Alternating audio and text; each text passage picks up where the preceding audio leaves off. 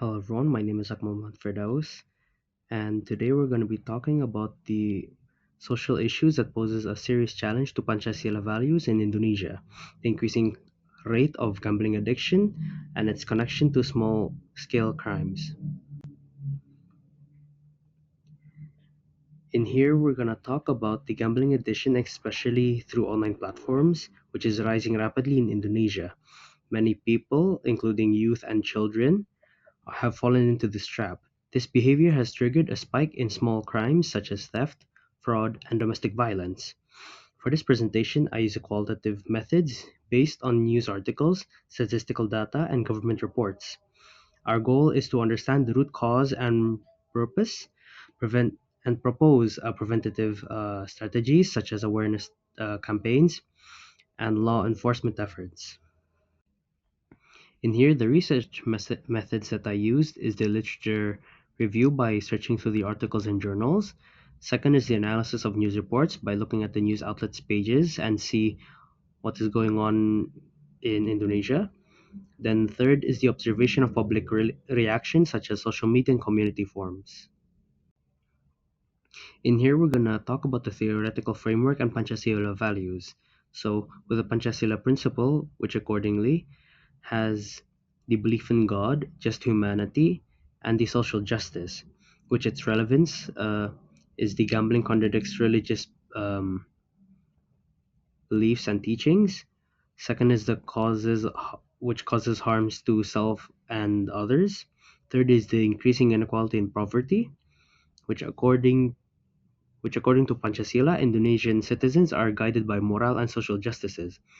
With the second principle, which is the just and civilized humanity, a fifth principle, a social justice for all Indonesian people, are especially affected by this crisis. Gambling harms the well-being of others, promotes self-gain, and causes inequality, which clearly contradicts self-values. In this slide, we're going to talk about the research fundings, which involves the uh, losses of 327 million trillion rupiah in gambling in 2023, which the Financial Indonesian Transaction Reports and Analysis Center has recorded over 168 million online gambling transactions. This massive flow of illegal money creates financial pressure and often leads individuals to commit crimes such as theft or even robbery to recover their losses. Youths are especially vulnerable, with over 400,000 youth gamblers between the ages of 11 to 20. And by the research findings, it shows the data shows exponential growth in gambling activity over the past 6 years. This correlates directly with an increase in reported petty crimes and domestic violence.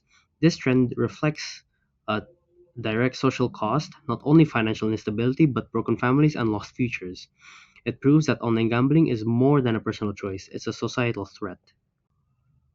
In such real life cases, we can see that by Compass in 2024, a father stole a motorbike from a neighbor's from the neighbor to repay their gambling debt, which shows how gambling drives morale and legal collapse. In the photo, this shows a different uh, theft, which is a man that stole someone else's bike and drove to the masjid after he slept, only to have it being stolen again by another thief. So, in conclusion, gambling addiction in Indonesia has grown into a serious challenge in Pancasila values. It violates the moral and societal foundations of our nation, and it fuels a cycle of poverty and crime. It is recommended that we put up a more strict regulations on online gambling, which the national education campaigns about gambling risks. Then we have the public awareness and education with the government partnerships with tech companies to block gambling platforms, and the family and school-based prevention programs by enforcing a stronger law enforcement on both users and providers of online gambling. By acting now, we can protect our values, our people, and our future.